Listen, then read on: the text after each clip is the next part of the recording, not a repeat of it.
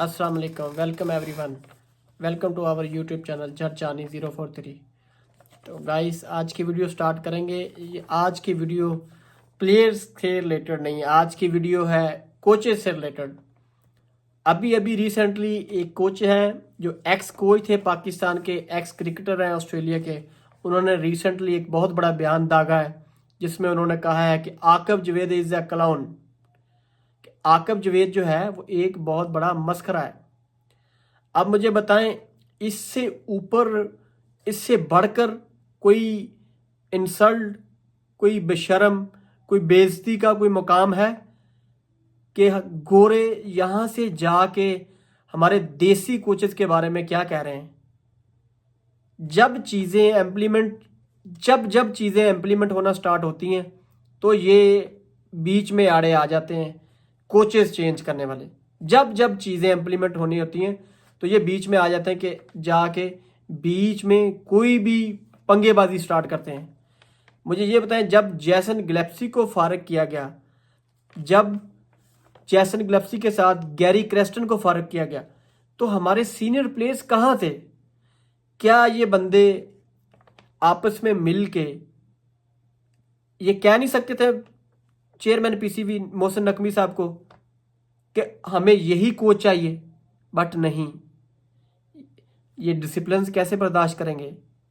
वो बंदे सुबह सुबह उठने वाले हैं, ये कैसे सुनेंगे उनकी बातें? किस तरीके से चलेंगे उनके साथ?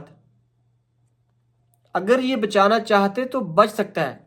सबसे पहली चीज़, पाकिस्तान के पास एक फिजियो है, वो भी तो गोरा है ना, साउथ अफ्रीकन।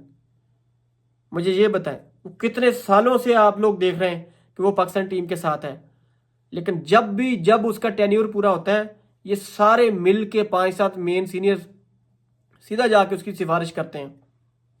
ठीक है, अब ये बताएं कि ये क्या गैरी क्रेस्टन के लिए, जैसन गिलेप्सी के लिए अपना हैंड रेज नहीं कर सकते थे, अपनी वॉइस रेज नहीं कर सकते थे? बट नहीं, ऐसा नहीं होगा। इनको यही कोचेस चाहिए, देसी कोचेस। ठीक है, इनको देसी कोचेस चाहिए। अब मुझे बताएं कि विराट कोहली ने 2017 में अपनी मर्जी का कोच नहीं लिया था अपने कोच के लिए, बल्कि उन्होंने स्टैंड लिया था फिर रावी शास्त्री के लिए कि हमें रावी शास्त्री ही कोच चाहिए, और वो कोच रहा है उनका। ठीक है, चले मानते हैं हमारे यहाँ विराट कोहली जैसा कोई नहीं है, नो डाउट, बट यार हमारे 5-7 तो है ना। बाबर है, रिजवान है, शाहीन शाह अफरीदी है, इसके अलावा और भी हमारे चंद सीनियर प्लेयर्स हैं। ये क्या खड़े नहीं हो सकते थे, स्टैंड नहीं ले सकते थे? बट नहीं, ये कभी भी स्टैंड नहीं लेंगे। ठीक है, जैसन गिलेप्सी ने रिसेंटली स्टेटमेंट दी है कि ये जो बंदा है बैक बेंचर बन के टांगे खींच के तीनों फॉर्मेट्स का कोच बनना चाहता था। ये जैसन गिलेप्सी कह रहा है, ये मैं नहीं कह रहा। कल मुझे ना कह दे कि ये जट जानी कह रहा है, नहीं, ये जैसन गिलेप्सी हमारे एक्स कोच, हमारे रेड बॉल के कोच और ऑस्ट्रेलियन एक्स फास्ट बॉलर ये बयान दे रहे हैं। ठीक है, चलें जी, अब आगे चलते हैं। मुझे ये बताएं कि कामरान गुलाम को और साउद शकील को इन्होंने क्यों निकाला? साउद शकील कौन है? जिसने रिसेंटली अभी इंडिया के खिलाफ 50 की है, जिस मैच के अंदर कोई बंदा नहीं चला।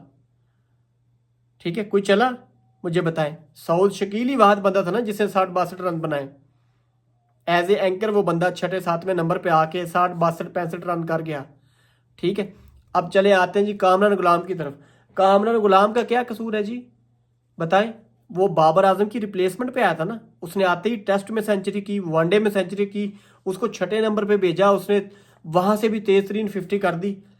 बट क्यों भाई? वो बंदा इन लोगों को खटक रहा था, वो बंदा इन लोगों को खटक रहा था कि अगर ये बंदा रहेगा टीम में, उसको फिटनेस की बिनाद पे निकाल दिया जी। उसकी फिटनेस नहीं है, उससे फील्डिंग नहीं हो रही। चलें अब आ जाते हैं जी हमारे सुसर-इन-लॉ, हमारे दामाद जी सकलैन मुश्ताक साहब, या फिर आ जाते हैं शादाब खान की तरफ। मुझे बताएं शादाब खान कैसे टीम में वापस आया? शादाब खान वही बंदा ना जिसको बैड परफॉर्मेंस की बिना पे टीम से निकाला गया था कि तुम भाई जाओ जाके डोमेस्टिक क्रिकेट खेलो, वहां से अपनी परफॉर्मेंस को इम्प्रूव करो, अपनी फिटनेस को इम्प्रूव करो और वापस टीम में आओ। तो ये पता है कैसे आया? ये पता है आप लोगों को कैसे आया शादाब खान? इसने डोमेस्टिक क्रिकेट में अभी रिसेंटली 6 मैचेस खेले, 24 रन बनाए और विकेटें कितनी ली हैं? कितनी विकेट ली हैं? अंडा। कोई एक सिंगल विकेट इस बंदे ने नहीं ली। ये तो हालात है यहाँ पे, ठीक है। जब से फैसले आकिब जवेद ने करने शुरू किए ना, यकीन करें अगर ऐसा चलता रहा तो फ्यूचर में कोई भी पाकिस्तान के लिए ABCD लेवल के कोचेस हुआ करेंगे, जिनको हम इंटरनेट से सर्च करके गूगल कर करके देखा करेंगे कि ये कोचेस कहाँ से आए हैं, ठीक है। वरना कोई भी गोरा पाकिस्तान की कोचिंग करने के लिए इस वक्त तैयार नहीं है, ठीक है। इन लोगों को देसी कोचेज ही चाहिए। फिर देसी कोचेज का एक और भी मसला है इन लोगों के साथ। हमें बड़ा याद है कि एक्स कोच पाकिस्तान के फास्ट बॉलर वकार यूनुस इन बातों पे भी नाराज हो जाते थे खिलाड़ियों से कि हमें खिलाड़ी जो है सलाम नहीं करते, हमें खिलाड़ी सलाम नहीं करते। भाई सलाम का क्या ताल्लुक है? परफॉर्मेंस होती है, परफॉर्मेंस बेस पे यहाँ पे खिलाड़ी रखे जाते हैं। अब मुझे बताएं बंदा किस तरफ जाए किस तरफ ना जाए, ये तो इन लोगों के सीन्स हैं। प्लेयर्स को क्या लेना देना इन चीज़ों से? उनके तो माशाल्लाह लगी हुई है रोजी रोटी, लग 40-40 45-45 50-50 लाख रुपया उनकी तनख्वाहें हैं। उनको क्या ज़रूरत है किसी के बारे में बोलने की? मज़े लगे हुए हैं, बस उनको याशियाँ लगी हुई हैं। अल्लाह अल्लाह खैर सल्ला। तो अब ये हालात अगर पाकिस्तान क्रिकेट के रह गए ना कि देसी कोचेज हैं और गोरे क्यों नहीं आएंगे?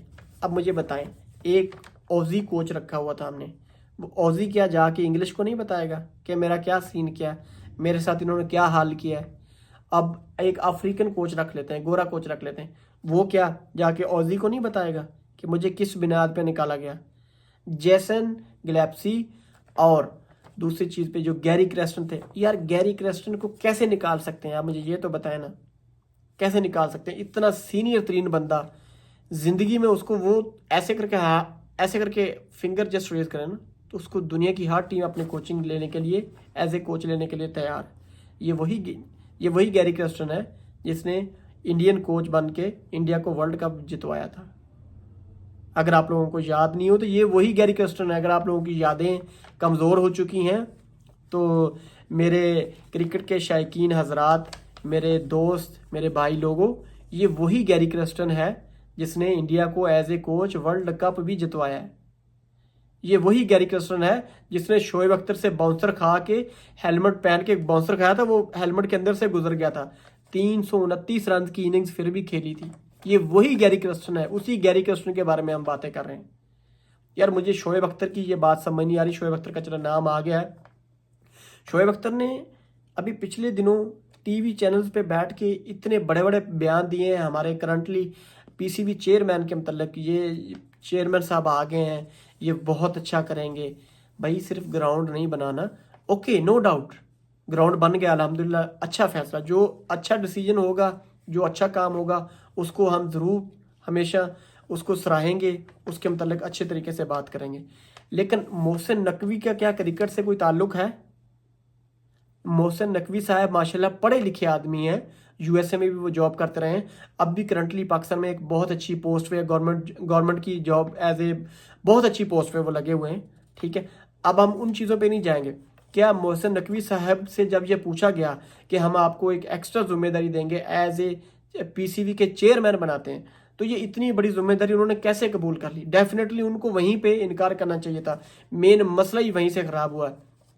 जैसे ही मोहसिन नकवी साहब आए, उन्होंने आके सारा अखाड़ बिछाड़ कर दिया। पहले ही ऑलरेडी इस टेन्योर में अगर देखें पिछले 2 साल के अंदर कुछ 4-5 हमारे चेयरमैन चेंज हुए हैं, ठीक है। शहरयार थे, इसके अलावा रमीज़ राजा साहब थे, इसके अलावा और भी 1-2 सिंध के भी वो चेयरमैन थे, तो इवन के सेठी साहब भी थे। तो मुझे बताएं ये सारे कोचेज, सारे चेयरमैन जितने भी आए, इन्होंने आके अपनी मनमानियाँ की और सारी की सारी एडमिनिस्ट्रेशन, सारे के सारे ये कोचेज, सारे के सारे खिलाड़ी इन्होंने जो है इसलिए तो ये 4-4 कोच, 4-4 कप्तान, 4-4 कोच और 4-4 ये PCB के चेयरमैन चेंज हुए। मोहसिन नकवी साहब को डेफिनेटली उसी टाइम ही नो कहना चाहिए था कि भाई मेरे पास ऑलरेडी एक जिम्मेदारी है, मैं उसके लिए काम कर रहा हूँ और क्रिकेट वैसे भी मेरा शोबा नहीं है। बट क्या कह सकते हैं, वो तो बात होनी थी, वो हो गई। अब मिकी आर्थर को मुझे बताएं कैसे निकाला इन्होंने?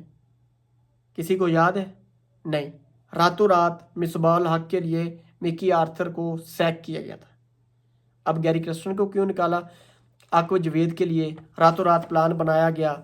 और अगर याद हो तो मुल्तान टेस्ट में रिजवान साहब विकेटों के पीछे अकबाल अकबाल अकबाल पुकार रहे थे, तो वो क्यों कर रहे थे? सोचें ज़रा।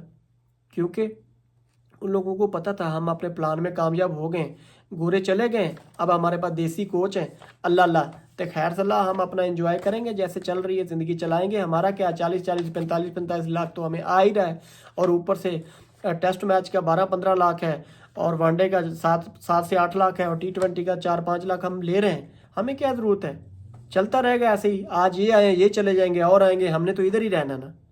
हमारे तो औसतें चल रही हैं, हमारी तो एवरेज सेट है, पीछे से कोई जूनियर आए या यंग आए या किसी को मौका मिलेगा तो तभी देखेंगे ना। ले जी, अब गैरी क्रिस्टन को अभी इन्होंने क्यों निकाला है, उसके लिए जी हमें पीसीबी ने और बाकी इधर उधर से ज़राए से ये स्टेटमेंट आई थी कि जी गैरी क्रिस्टन को हमने फैसलाबाद में एक डोमेस्टिक कप चल रहा था, डोमेस्टिक लीग चल रही थी, वहाँ पे हमने इनको इनवाइट किया और उन्होंने नो कर दी। वो खुदा के बंदे मोहसिन नकवी साहब मुझे ये चीज़ बताएं, चलें ओके फॉर एग्जांपल उन्होंने नो कर दी, आप उसको एटलीस्ट बुलाएं, उनके साथ बैठ के एक मीटअप करें, उनसे पूछें कि क्या मसला है, क्या सीन है, आप हमें बताएं आप हमारे साथ काम क्यों नहीं कर रहे या क्या सीन है। लेकिन इंटरनली तो कुछ और ही चल रहा था। तो चले जी, आकिब जवेद साहब आपको हो मुबारक। Aqib Javed is a clown, ये हम नहीं कह रही जी, जैसन गिलेप्सी जो कि हमारे एक्स रेड बॉल के कोच थे उन्होंने कहा है, और साथ में उन्होंने बड़ी लंबी एक स्टेटमेंट भी दी है, तो अब शायकीन ने वो ऑलरेडी देखी भी होगी।